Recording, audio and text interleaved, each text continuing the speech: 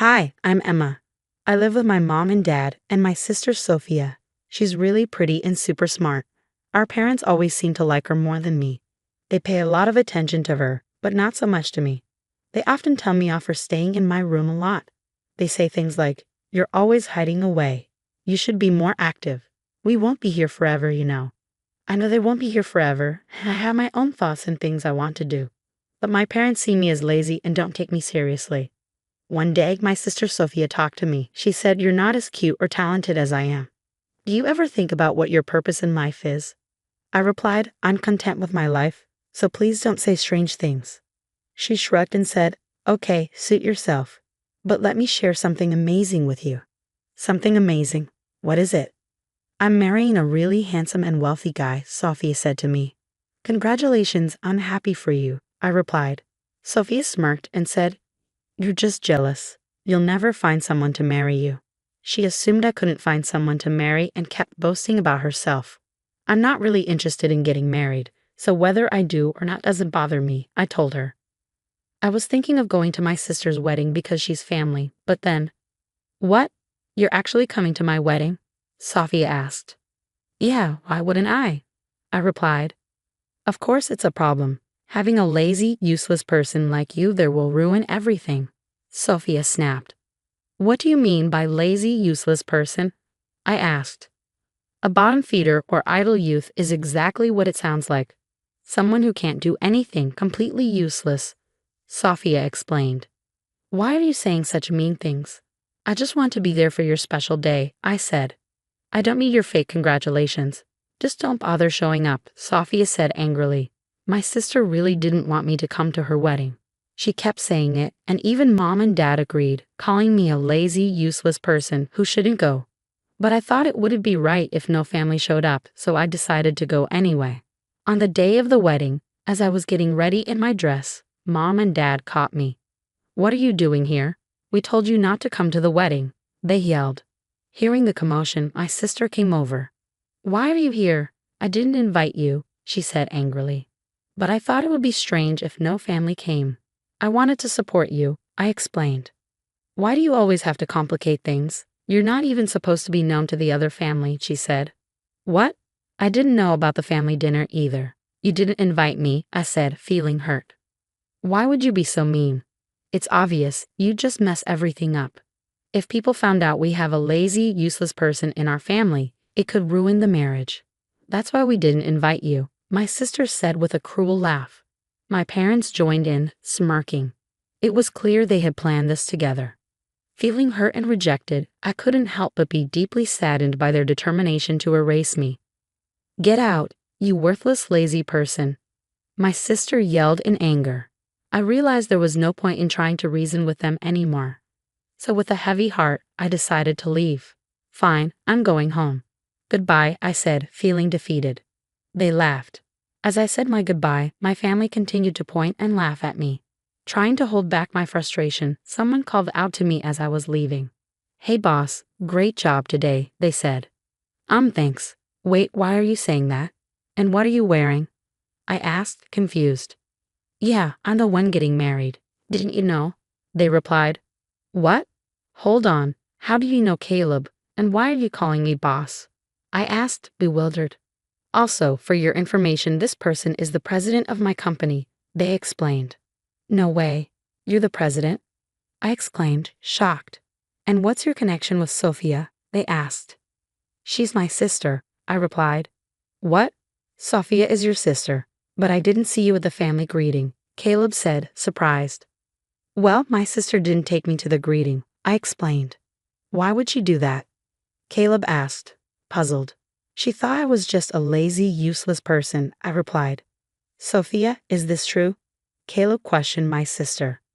"Well, she's always in her room staring at her computer. I didn't think she was doing anything important," my sister replied, sounding unsure, but Caleb wasn't having it. "Don't joke around. The boss gives us precise instructions from home.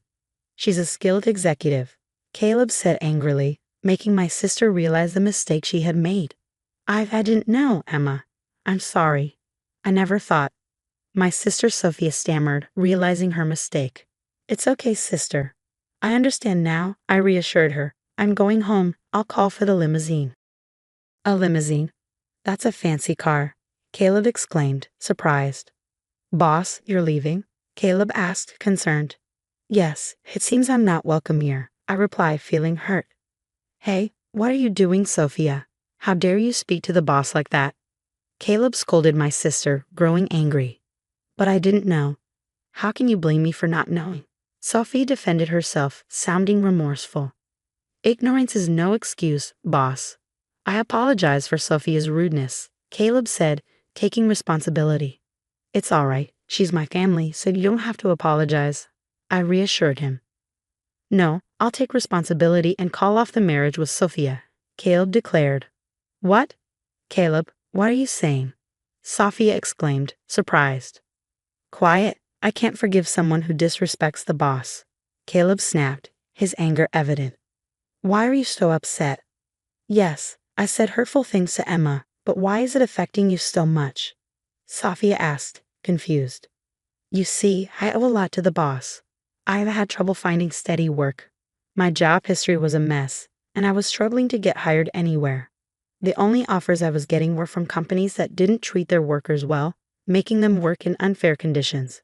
Just when I was about to give up and accept one of those jobs, I received an interview at the boss's company, Caleb explained.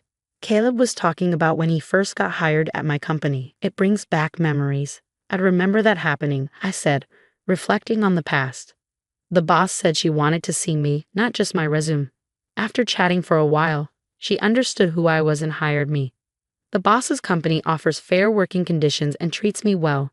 So the boss changed my life, Caleb explained. Is that so? I didn't know. What a wonderful story, my sister replied, trying to win Caleb's favor. However, Caleb saw through her attempt and became even angrier. It's clear you're trying to manipulate me, but I won't forgive the disrespect you showed to the boss, Caleb said sternly, causing my sister to tremble in fear of his genuine anger. Please don't cancel the wedding. Come on, father, mother, say something. My sister pleaded, seeking support from our parents. But they remained silent, unwilling to intervene. We didn't mean to blame Emma as much as Sophia did. That's right, this is all your own doing. My father finally spoke up, shifting the blame onto my sister. What? Well, then the wedding is off, my sister exclaimed, tears streaming down her face as she screamed in frustration. Caleb remained calm as he explained the consequences of canceling the wedding. If we cancel the wedding, there will be a cancellation fee. If we cancel on the same day, it will be 100%, Caleb explained calmly. What? 100%? How much money is that? My sister asked, shocked. Well, the total cost of the wedding was $30,000, so it would be $30,000, Caleb replied calmly. What? I have to pay $30,000 even if it's canceled, my sister exclaimed, feeling the weight of the situation. That's how cancellation fees work, Caleb explained matter-of-factly. No way. Then we should just go ahead with the wedding, my sister suggested, trying to find a solution. Sorry, but I can't do that. I can't forgive what you said to the boss, and I fear you might continue to be abusive if we got married. I can't live with someone like that, Caleb explained, his tone firm. Dangerous? My sister questioned, feeling hurt. Han, please, my mother interjected, trying to calm the situation. What do you think, boss? Caleb asked me, seeking my opinion. She's saying this now, but she's just telling you what you want to hear to get through this situation, I replied calmly. If you get married, she'll likely start mistreating you too, criticizing you for not doing enough housework even though you're working, or complaining about the challenges of being a homemaker and expecting you to do all the chores. I see. Then it's better to call off the marriage, Caleb concluded, understanding the situation. Hey, don't say such unnecessary things. I almost had him convinced, my sister protested, feeling frustrated. Did you hear that? She said, convinced. That's not a word you use with someone you're planning to marry, is it? I pointed out, highlighting the lack of genuine commitment in my sister's words. I think so. I think it's better to call off the marriage or go change, Caleb said and walked away. Wait, Caleb, don't go, my sister pleaded, panicking. Emma, what have you done? My wedding is ruined. Don't blame me. This is your own doing. You brought this upon yourself, I retorted, feeling frustrated. If you hadn't insisted on me not coming to the wedding in the first place, none of this would have happened. It's your responsibility. Bring Caleb back right now, my sister demanded angrily. I understand how you feel, but Caleb seems to have lost his desire to marry. If you proceed with the wedding in this state, it will only bring pain to both of you. I think it's best to call it off, I advised. What should I do then?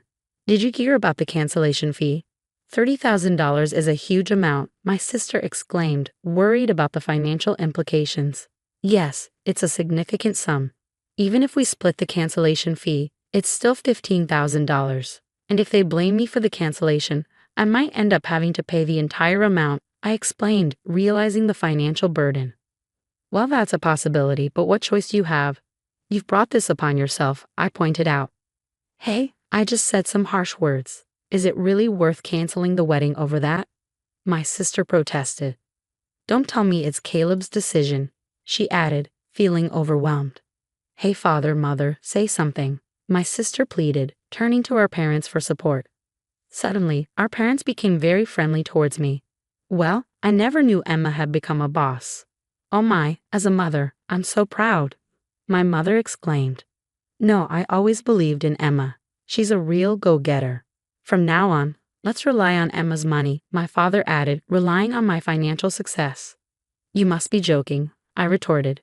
They had also been verbally abusive to me in the past, so I didn't feel inclined to spend money on them. Sorry, but I don't want to live with my family anymore. I'm going home now to look for an apartment to live alone, I declared, feeling fed up with the situation. What? Why? We've been living together all this time. Why do you suddenly want to live alone? My sister asked, confused. I lived with you because I believed in the concept of family bonds. I hoped that by living together, you might eventually understand my job. But the reality was different. You never understood my work and even insulted me. And now you want to rely on my money? Would anyone want to live with people like that? I explained, feeling hurt and frustrated. I understand. I'm sorry. From now on, I'll cherish you. Please continue living with us, okay? My sister apologized, hoping to mend our relationship. I said no, didn't I? I don't want to live with you anymore, I replied firmly, standing by my decision. Despite my refusal, father and mother continued to insist, refusing to accept my choice. What if we kick Sophia out of the house? Then you'll live with us, right? My father suggested, surprising everyone with his proposal. What? Wait, father, what are you saying? My sister protested, feeling shocked and hurt by his words. Shut up. I was a fool to expect anything from you. We'd be better off living with Emma than with you, my father snapped angrily, showing his disappointment in my sister.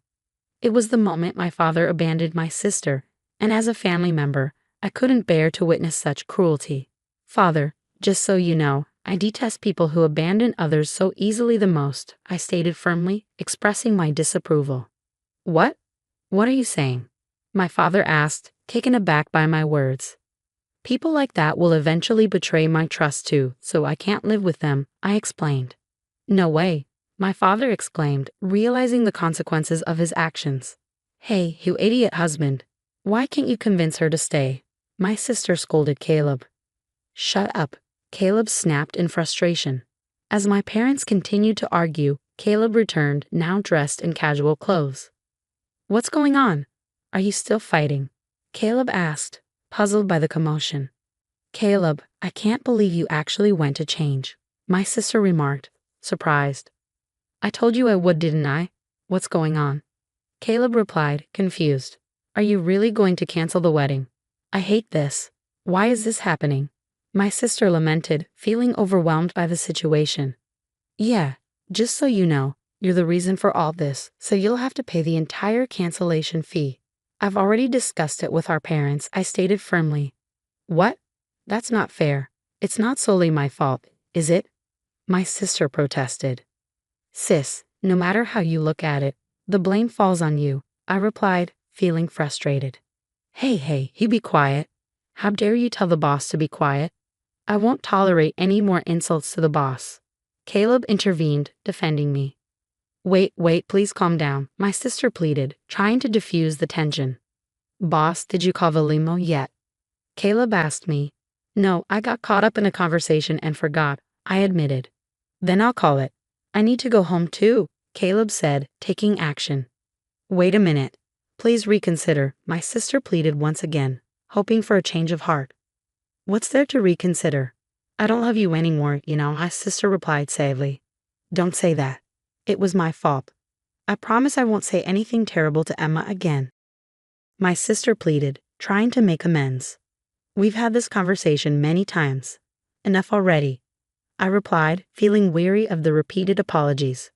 Boss, I've called the limo. It'll be here soon, Caleb informed me. Then let's wait outside. I'll go change too, I said, ready to leave. Wait, Emma, let's talk. My sister called out, hoping for a chance to reconcile. There's nothing to talk about, I replied firmly, determined to leave the situation behind. Wait, Emma, father and mother are begging too. Without you, we'll have to rely on Sophia's money, my sister pleaded. But Sophia will have to pay the cancellation fee and might run out of money. We won't be able to live comfortably, I countered, concerned about our financial stability. Father, mother, if you need money, why don't you consider getting a part-time job or something? I suggested. No way. I don't want to work at this age, my father protested. It's okay. There are people working even in their 70s and you're both still in your 60s, right? You're still energetic, I reasoned. That's not the problem. My body feels heavy and it's hard to move. And you expect me to work? My father complained. Yes, no way, my mother added, agreeing with my father's sentiments. Are we done here? I'm going to change, so don't talk to me anymore. After I get home, I'll pack my bags and stay at a hotel for now. I have no intention of dealing with you ever again, I declared firmly. Hey, wait for me. Please don't go. Don't abandon us. Emma. My sister and parents pleaded desperately, but I didn't stop. Ignoring their cries, I quickly changed and left the venue. Caleb's limo took me home, where I packed my bags and headed to a hotel. There, I searched for apartments, signed a lease right away, and completely cut ties with my family. As a consequence of canceling the wedding, Sophia had to pay the $30,000 cancellation fee, and my parents were so angry that they disowned her. In the end, they ran out of money and had to work part-time jobs. Sophia, having nowhere else to go, began living as a gig worker. Meanwhile, I focused on growing my company, increasing my income, and living happily ever after, free from the toxicity of my family.